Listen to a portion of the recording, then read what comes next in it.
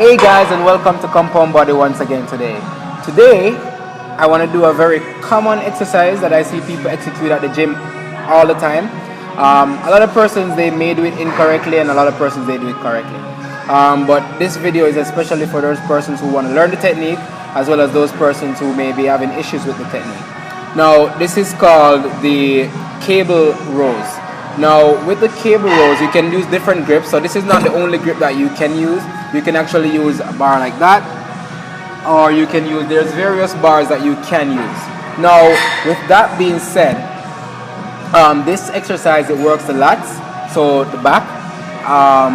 It's a very easy exercise, however, it's also a very easy exercise to do incorrectly. And so that's why I'm making sure that I do actually do a video on it, and just so I can help all those persons out there who are having issues with it. Now, with this exercise, the posture plays a big role.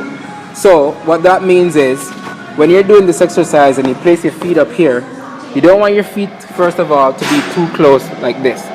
It prevents you from actually pulling the bar. You want your feet to be almost fully stretched out, and that way you get maximum posture and a maximum flow of the load going back and forth. So there's nothing preventing the load from coming in and actually going out. Another key thing that I want to mention is the shoulders being pulled back. A lot of persons, when they're doing this exercise, they're actually like this and then pulling. So I'll actually do it and let you see. Some persons, when they're doing this exercise, they pull, then their shoulders over rotate and they get out of line, and so they have no spinal posture being kept during the exercise.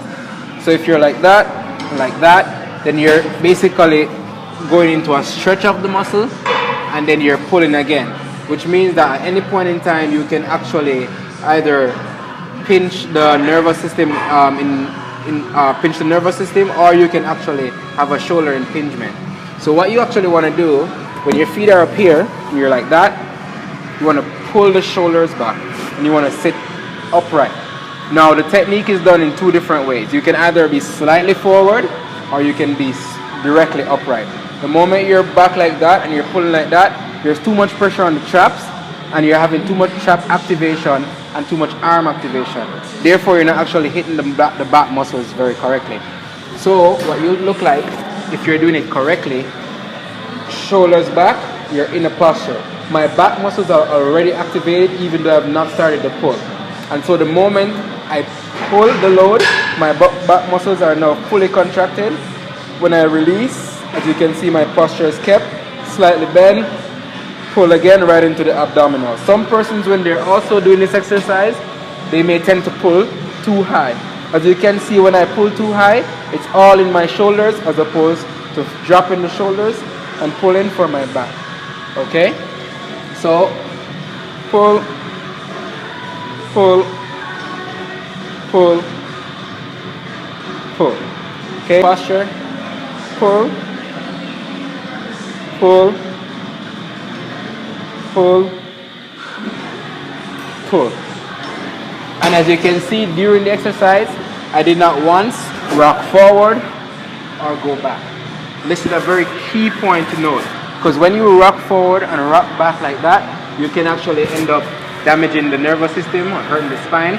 You want to actually keep very postured. Pull, pull. That will develop extreme strength in your back muscles.